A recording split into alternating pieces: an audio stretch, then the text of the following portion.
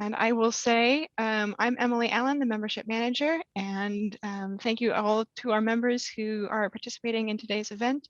Our guest presenter today is Patricia Moore. She is a member of the communications team for NASA's Artemis program. And of course, if you have questions during Patricia's program, we'd love to hear them. You can post them in the chat so that we have a chance to talk about what you want to hear about, as well as everything that Patricia has prepared today. So with that, I'll turn it over to you, Patricia. Welcome. And thank you for having me. I'm super excited to talk with all of you this afternoon, or it's afternoon for you. It's 12 o'clock in Pacific. It's 2 o'clock here in Houston. And like Emily said, I'm part of NASA's Artemis communication team. I'll tell you a little bit about my job because it's a little unique. But I want to kick it off with a really great video to get us all excited about the Artemis missions and our return to the moon. 50 years ago, we went to the moon. We called it Apollo. What many people don't know is that Apollo had a twin. She was a woman named Artemis, goddess of the moon.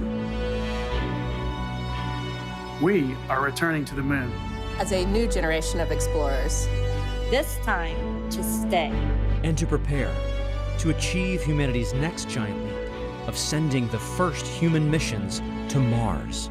We believe our course will redefine what is possible. That we would discover life-saving, earth-changing science. And that the challenges ahead will inspire generations. This is our manifest. For all who wondered if we could return. For all who dreamed of pressing beyond. This is your calling. We go for all of America. We go. We go as the Artemis generation. We go. Awesome. Well, I hope everybody heard it that time. Sorry about that. I was playing it and listening to it, and no one else heard it. Again, my name's Patricia. I work at that's not the right. Hold on just a second. I work at the Johnson Space Center in Houston, Texas, and part of my job is to work with the public, with libraries, with, not just libraries, but museums, science centers, planetariums, and informal institutions all over the United States to help share NASA's resources, but specifically to talk about NASA's Artemis program. So we are returning to the moon, and part of NASA's charter, or part of NASA's and law actually, is to share all of the missions, the research, and the discoveries throughout the years and throughout the decades. And so my job is to work and share this story. And so sometimes I do it virtually. Sometimes I get to go to Comapalooza and fun places like that, conferences and workshops. But primarily, like I said, I work mostly with museums, science centers, and libraries. So I'm super excited to chat with you guys today about Artemis. So let's jump right in. So the Artemis missions are a series of missions that will return humanity to the surface of the moon.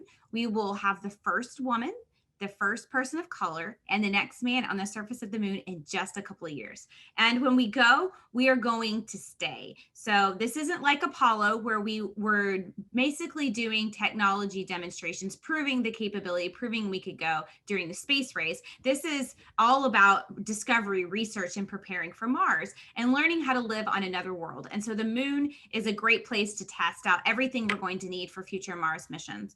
And that's what Artemis is all about. So there's many reasons to return to the moon. Depending on who you ask at NASA, you'll probably get a different answer.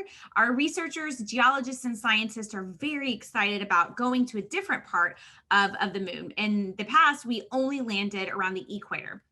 Now we're going to the South Pole, where we know that there is loads of water ice in those permanently shadowed craters. And we want to be able to get to that ice. We want to understand it, learn about it, and we want to extract it and use it as a resource. But we also want to know, how did it get there? So there's a lot of information and a lot of discovery we hope to uncover while we're there on the South Pole. We can also study the solar system from the moon. It's a unique platform for that, studying the sun and solar radiation and solar flares. I mean, there's just so much that we can do outside of our own atmosphere on another world. Now, there's another piece to the returning to the moon. And if you ask The folks on my team that are more on the human exploration side, they are very interested about the surface operations and doing the field geology and testing out the rovers and the spacecrafts and the habitats, collecting samples and sending them home, working out our new spacesuits and our instrumentation, our environmental control systems, what we call in situ resource utilization, which is living off of the land. So there's so much to learn. And like I said, everything we do during the Artemis missions is all preparing us for Mars. So here's the South Pole. This is our destination. We have not chosen the landing site for that first mission to the surface. However, I can tell you that Shackleton crater is definitely of interest. Shackleton is this smaller crater right here in the center. And if you notice, you'll see that much of the crater, pretty much all of the crater except for the rim, is in complete darkness. And we know that that is where the water ice is. It's never experienced sunlight. And we also can see that the rims of the craters and parts of the surface are almost in constant sunlight throughout the year. And so, so this is super great. We're close to the craters with the ice, so we can send robotic explorers down there to extract it. But we're also in an area where there's almost constant sunlight, which allows for a Artemis base or a base camp for our astronauts, to be there and to conduct science. We don't want the astronauts in complete darkness. It's not a good idea. It's very cold and you can't see anything. And so being able to have that light lit area and the dark area right next to each other is super advantageous.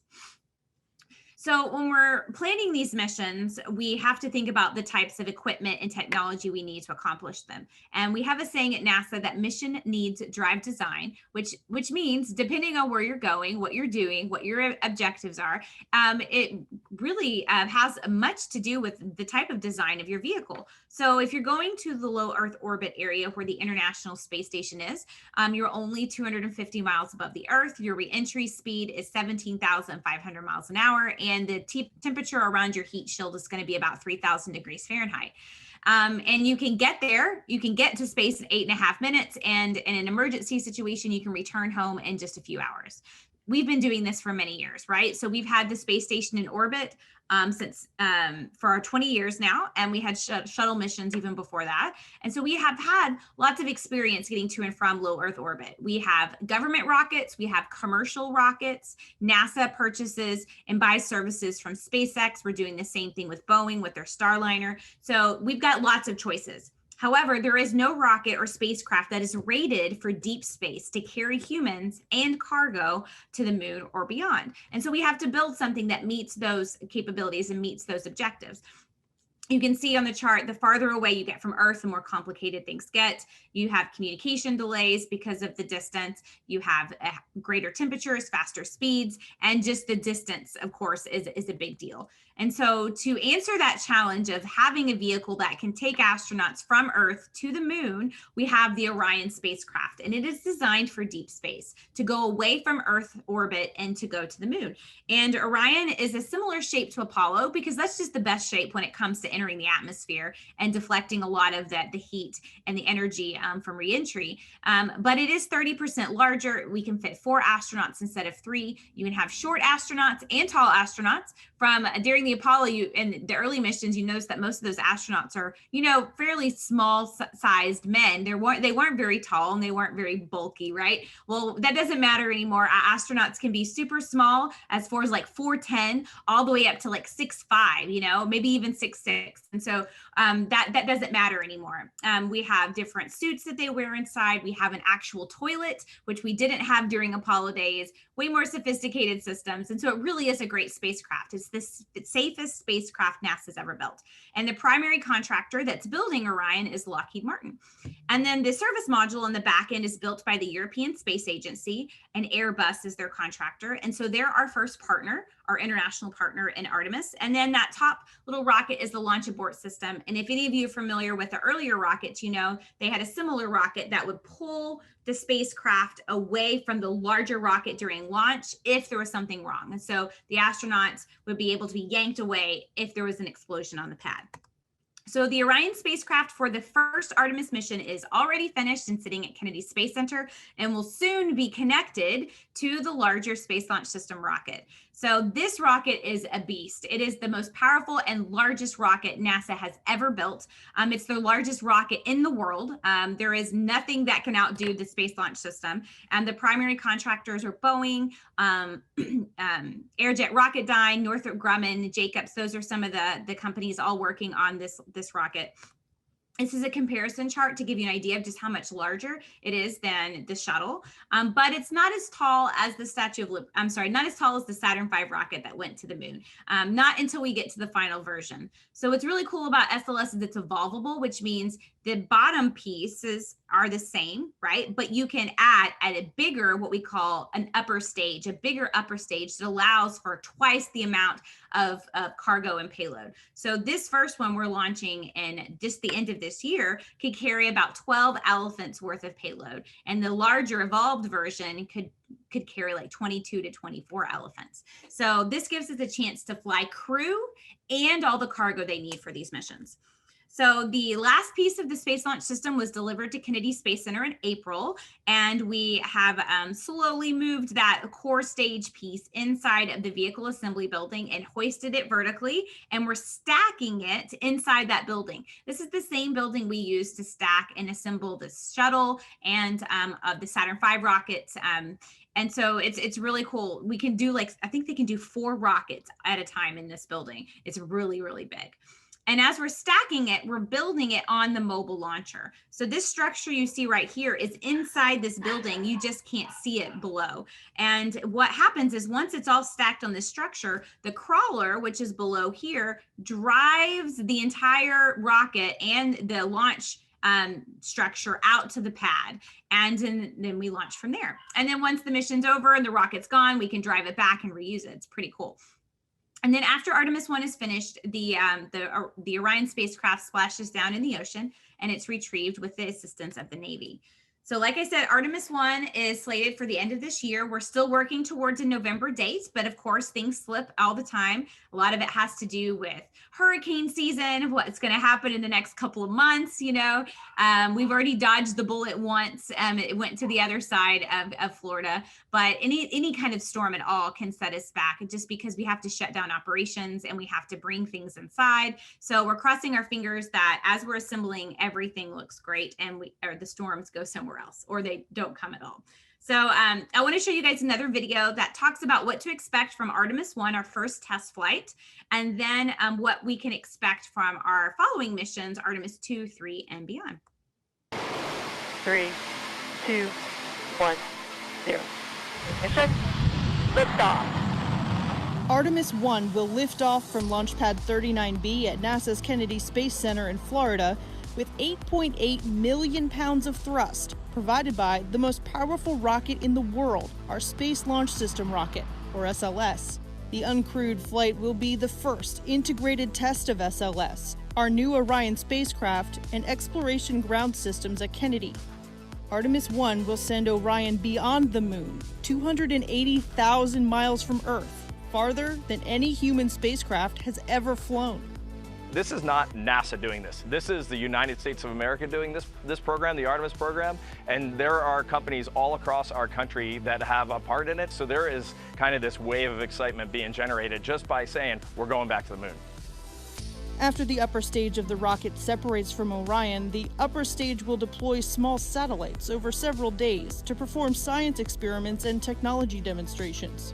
Orion will make its multi-day outbound trip to the moon, propelled by a service module provided by the European Space Agency. Engineers will test Orion's systems on the way to the moon. Then, Orion will fly about 60 miles above the lunar surface, using the moon's gravity and engines on the service module to enter a lunar orbit. After about a month and a total distance of over 1 million miles, Orion will return home, faster and hotter than any spacecraft has before. A primary goal of Artemis 1, ensure Orion safely returns to Earth before we fly with humans. When we do, we'll build our capability for sustainable lunar exploration, preparing us for missions farther into the solar system. Initially, what we'd like to do is start establishing a presence on the moon. So we're going to establish going back there on a regular basis, and then we'll end up setting up a gateway and we would launch to the gateway, and from gateway, land on the surface of the moon. We are there for, weeks, months on end.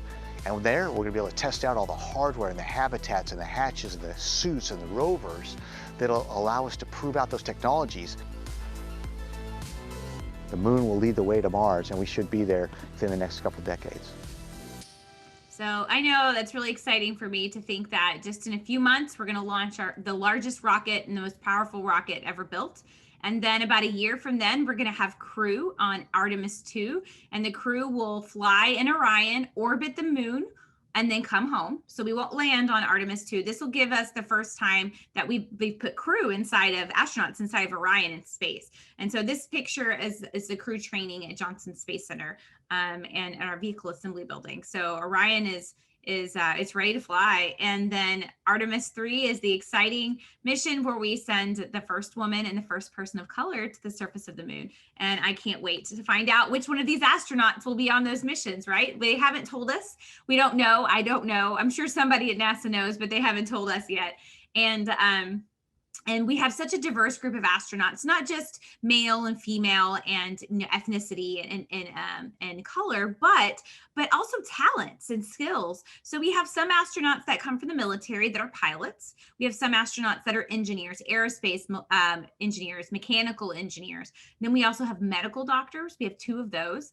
And then we have quite a few researchers. So we have scientists and geologists that are all part of the team too. So NASA needs different types of talents and skills in their astronaut pool, because we're going to need different skills when we travel to the moon and to Mars. And some things break, some things need to be flown. Sometimes people may get sick. People need to be able to do research, so we're going to need a variety of talents.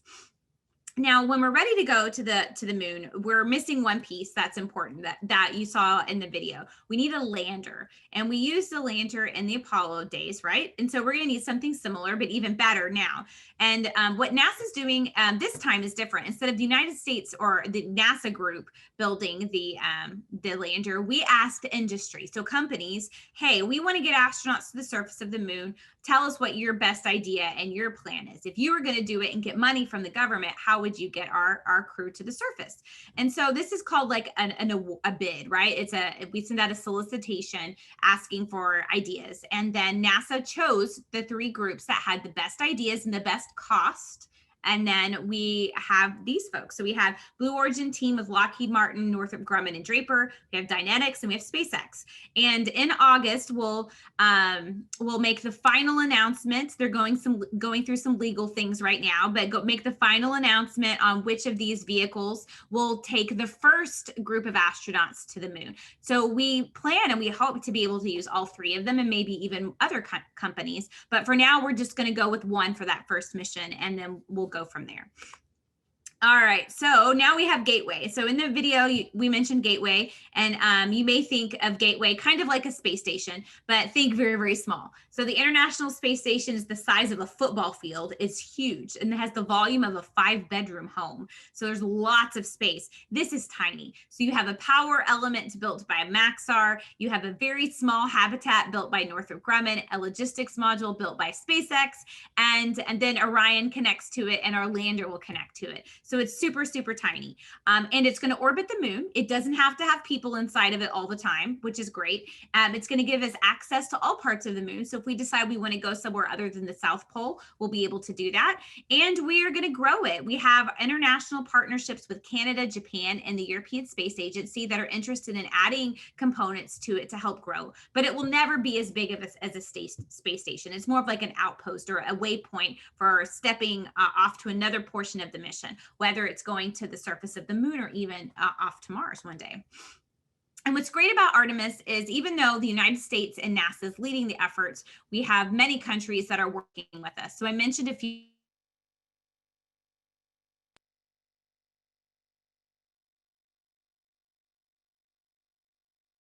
few of them earlier, but we also have some else how we're going to work with these. So we've just signed agreements with South Korea and Brazil most recently. We have New Zealand and Australia, United Arab Emirates, and I'm sure there's more that I'm forgetting, but there's quite a few, and which is really exciting because Artemis is going to be something for the entire world to be a part of. Now, once we're on the surface of the moon, there's so much to do, right? We've got new spacesuits to test out, all-terrain vehicles. We have habitats. We want to do field geology. We want to bring home samples. We want to extract water ice. We are developing a pressurized rover, which is like an RV for the astronauts to be able to go farther in, and they can take off their spacesuits while they're in it. Kind of like what you saw during the Mark Watney Martian movie, right? He had a vehicle he could get inside and take off his spacesuit and drive around on Mars. It's very, very similar. And then we want to have several habitats set up so we could have, more than maybe just one crew of astronauts living on the surface. And when we can do this, have a base camp set up where there's people living for a year at a time, then we know we are going to be ready for these Mars missions, because Mars is at least 9 months away. It's 39 million miles at its closest, and it's going to be tough to do this. So we're not ready yet. We really need to work hard and learn on the moon first. So in the meantime, we're still going to explore Mars. We've got Curiosity on Mars, it's a rover. We've got Perseverance, and then the new Ingenuity helicopter. We're going to continue to explore and to learn as much as we can. So maybe one of you, if there are any kids out there watching that are, elementary, middle school age, that you could be a part, maybe even high school too, you could be a part of not just the Artemis generation, but also the Mars generation, where we send astronauts to Mars. And if you happen to be one of those lucky people that get to go, this is what your view looks like at night. So when you stare up at the night sky, you see Earth as a tiny speck, right? At least 39 million miles away, maybe even farther, depending on where the planets are. And it really puts in perspective just how hard these missions are going to be and why it's important for us to get it right the first time. And learning to live on the moon is a great way to practice. All right, so for those of you who want to be a part of the NASA team or just space in general, there's so many companies you can work for, or you can come and work for NASA. I recommend starting off as an intern in college. This gives you great experience. We have internships at NASA at all of our NASA centers, and then all of our industry partners and companies that work with NASA also have internship programs. It's a great place to get experience. And then there are so many different kinds of engineers at NASA, but we also have folks that may not have a 4-year degree or a master's degree. We have our technicians, our welding technicians that are fabricating the pieces for the different parts of the rocket and spacecraft, welding them together. They're building the launch pads and all the structures that we need. And then you have folks that are really great at avionics, which is the guts of this spacecraft and rocket, all the wiring and the computer systems. Food scientists that are developing food that has the long shelf life, that's not going to spoil easily, but still tastes good. We have lots of those folks that work here at Johnson Space Center. Our flight controllers that are the great problem solvers and mission managers of all of our missions. We have folks that are building robots, folks that are building spacesuits. We have geologists and scientists and researchers, astronaut trainers that teach astronauts how to do spacewalks, and even how to teach astronauts how to use the toilet. So we have an astronaut trainer for everything you can imagine. I have several friends that train astronauts, and some of them focus on the exercise equipment. Some of them are on the medical side. Some are like, how do you fix something if it's broken? There's just so many different parts of the space station and astronaut training that we have to be ready for. And if science isn't your thing, that's okay. NASA has lawyers and business people and finance and folks that run our social media accounts and artists and teachers and folks that work in communication and public affairs like I do. So there's just so many different opportunities to be a part of NASA. And we like to say that exploration is a team sport because it really does take people from all over the United States and our partners in other countries, people with different backgrounds and skills to make our missions possible. So with that, I have probably about 10, maybe a little bit more than 10 minutes to answer questions, maybe 10, 15 minutes. So I'm happy to hear from you. All right, great presentation. And yes, we definitely want to hear questions. If something has come up for you listening to Patricia's presentation, go ahead and let us know.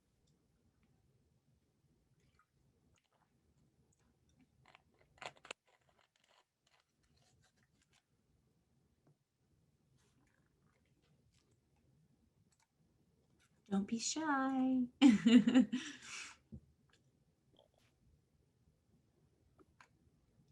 You can put it in the chat if you don't want to unmute.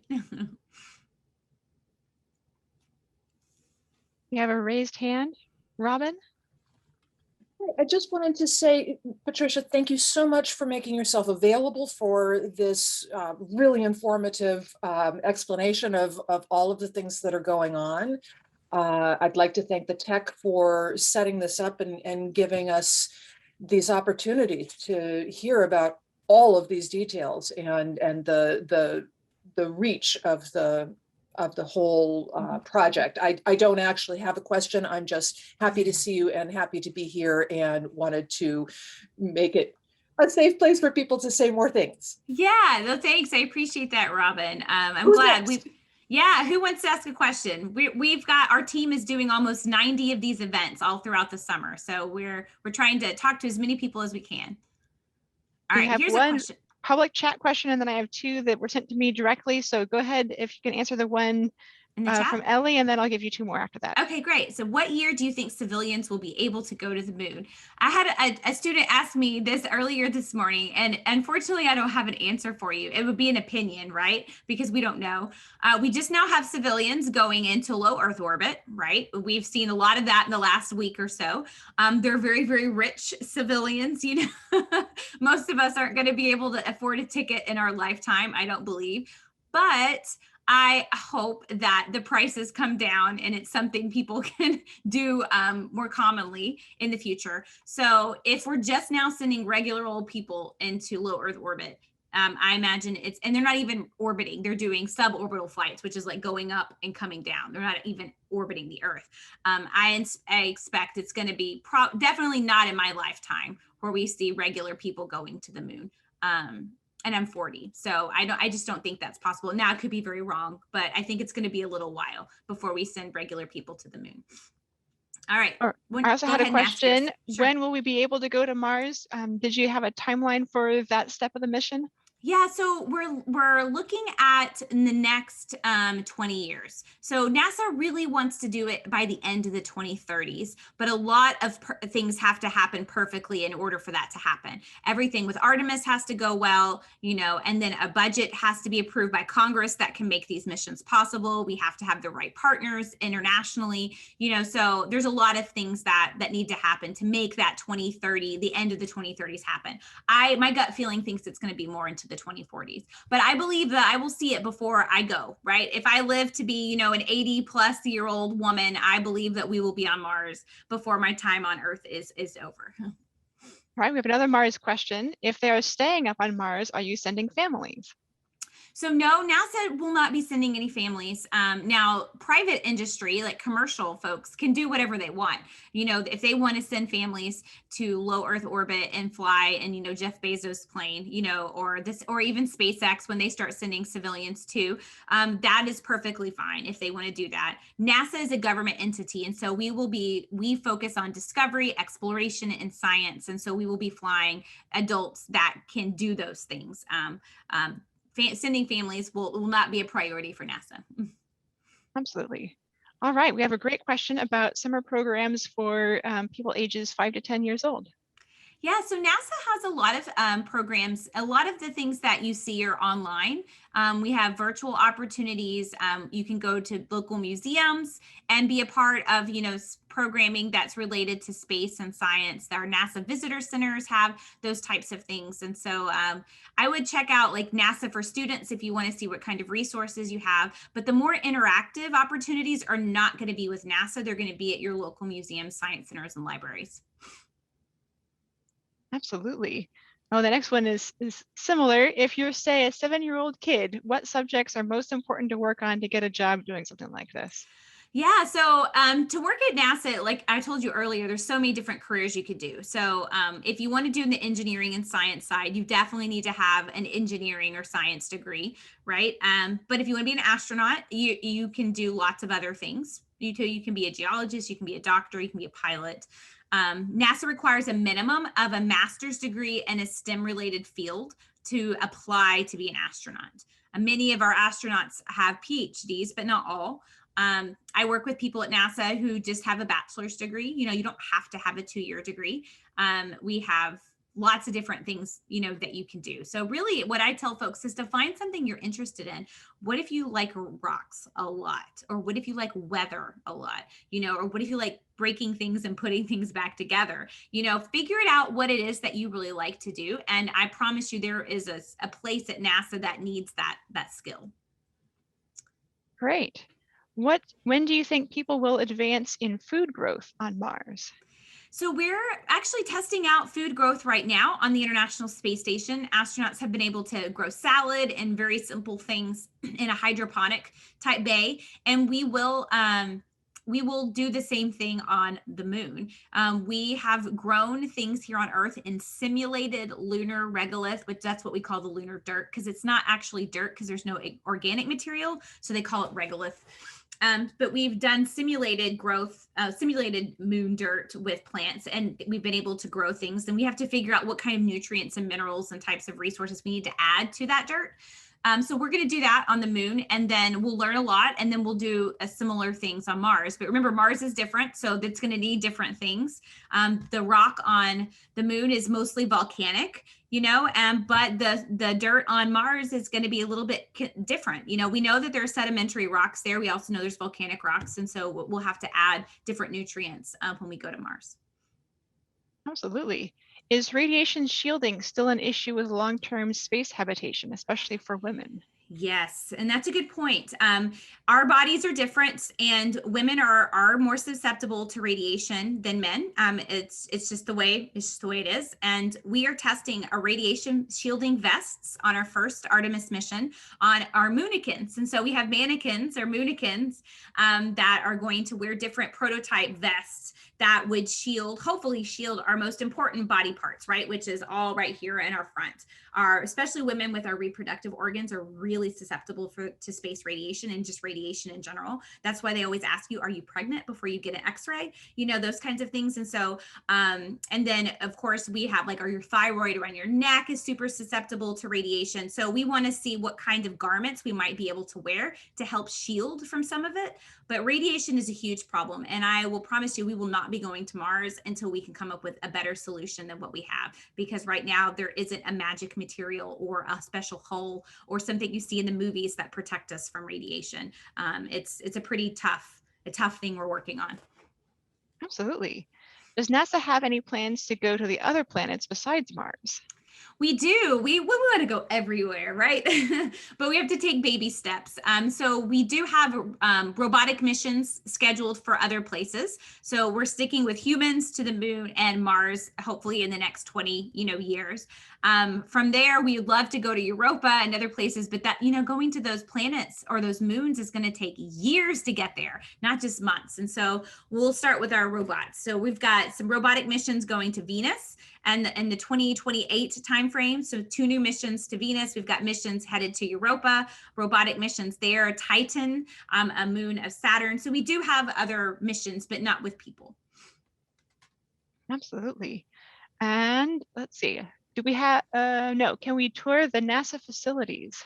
Yeah, all of our NASA centers have some sort of visitor center. Some of them are large, like the one at Kennedy Space Center in Florida or here in Houston. Our visitor center is very big. I can't remember, what city do you guys live in? We are in San Jose, California. Okay. I know that there's in Mountain View, there's a, yep. Yep. So you've got the JPL, you can actually request and sign up to come on a lab. They call it a lab instead of on site. And the other 2 NASA centers in California don't have really big visitor centers. One of them is on an Air Force base. And then the other one, they have an off-center like education building they do things in. So really your best place in the California area is to try to get reservations to go to the Jet Propulsion Laboratory.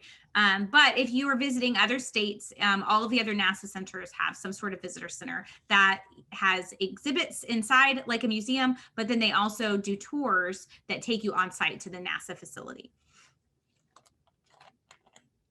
I think that's all the questions I have seen in chat. If anyone else has questions, go ahead and post them, or you can even speak up, turn on your microphone and speak up. Looks like Leah has a question about light speed, and it's not a silly question. Not specifically light speed, but we are working on propulsion that can get us moving in space a lot faster. So one of the things that we will use on Gateway is ion propulsion, which is what Maxar is using. It's like solar electric propulsion, and that doesn't give you a big boost immediately. But if we were to use something like that to go to Mars, we would start off slow, but we gradually pick up speed, and go faster and faster.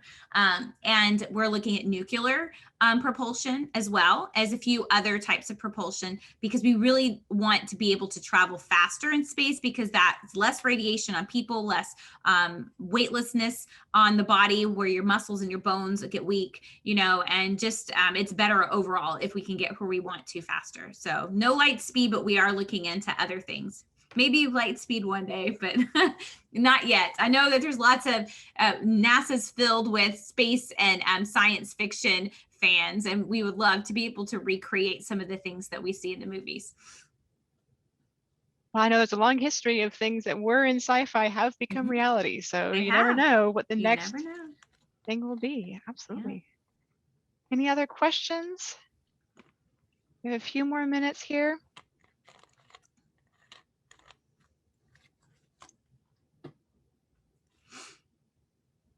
You're very welcome.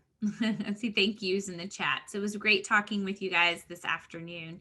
And if you think of any other questions after the fact, you can send them to Emily or to whoever you guys have contact with, and she can always forward them to me via email, and I can answer them that way. Yes, let me put that in the chat.